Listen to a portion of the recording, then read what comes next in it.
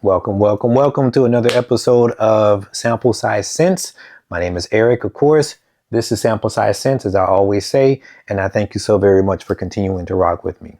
Today, I am feeling electric, y'all. I am feeling really electric.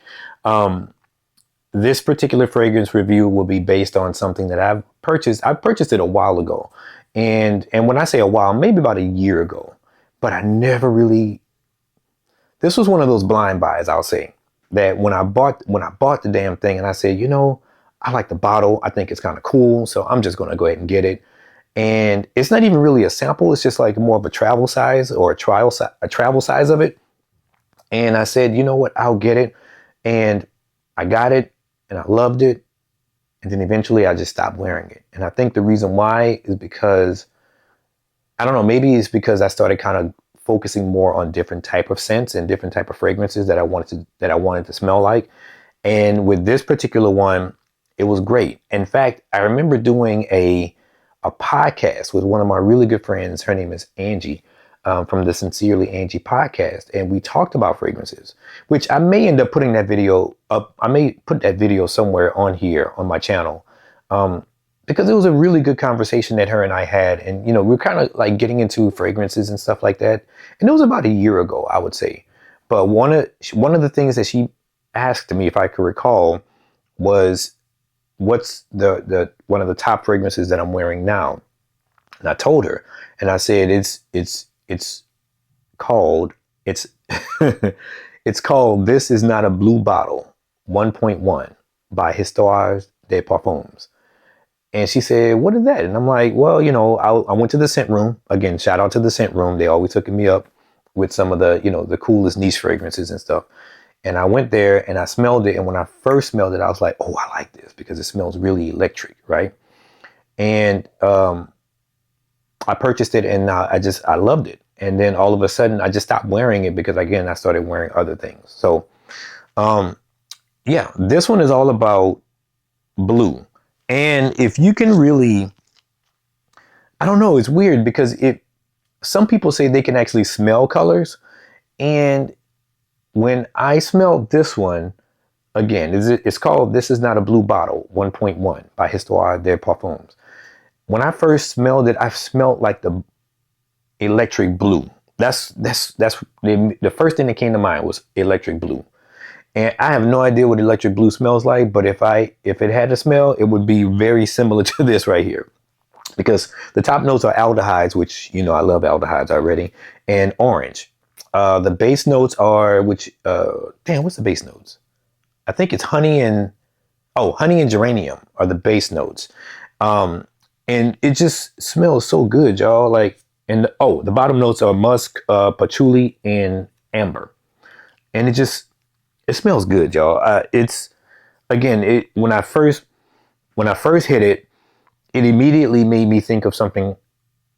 It made me think of something like, again, electric, like not shocking in a sense, but more of a, I don't know. It just makes you feel like it smells blue. It smells, I won't say it smells aquatic, but it smells very watery. And I don't even know if that's a smell or a scent or not. I'm just making that up. But at the end of the day, it smells good. It smells good. Definitely this is a fall winter fragrance. You cannot wear this during the summertime because you will stick out like a sore thumb. You will be loud. That is what I want to say. It's loud. It's a loud blue, like a loud electric fragrance.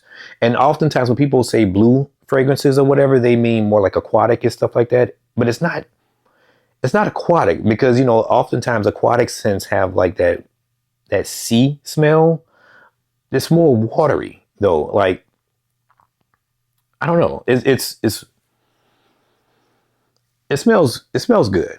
I will say, I would probably, again, first of all, it is unisex.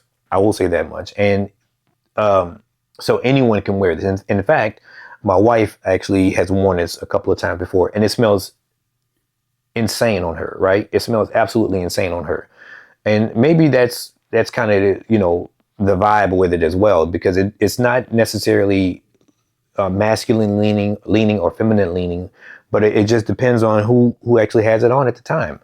It definitely is a, people will ask you what it is. I can tell you that now, because again, it's just something that is like, it's electric. It's like an elect, and I keep using the word electric because that's what I feel like whenever I put it on or whatever. I feel like, you know, I don't know. It's just you can definitely smell the aldehydes in here, and you can also smell the orange, like the orange peels or whatever on the top end of it.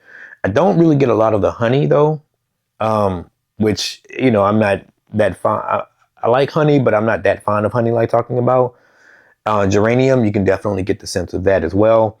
I don't get musk, but maybe you'll get more of that on a dry down, right? So you'll begin to smell more of that on a dry down. But it's worth checking out.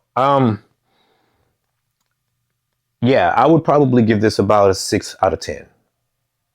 This is about a 6 out of 10. If you don't know by now, I'm very, very stringent when it comes to like ratings and stuff like that. You got to be, man, I think I've only smelled maybe 2 or 3 ever perfect tens in this collection that I have. But yeah, this one is good.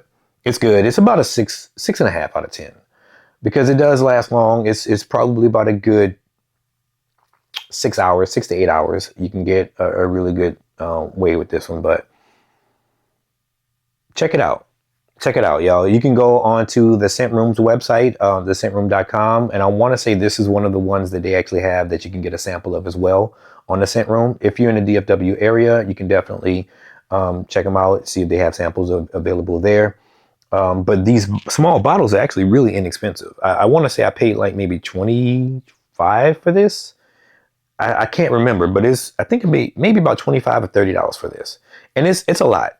It's actually a good bit. So check out the Scent Room. I don't know if DKNX has it, or I don't know if any of the other sample fragrance websites have it. But if you can find it, I mean, if it's something worth looking into, then definitely, I think it's something worth looking into. I think it's something worth having in your collection. But again, don't take my word for it. Definitely buy with confidence. I'm only here just to give you what my thoughts are on it. So check them out. Histoires de Parfums. And yeah, I think you'll like it. I think you'll like it. So until the next time, my name is Eric. Thank you so much for watching, as always. And stay tuned for the next episode or for the next video coming up really soon. Peace.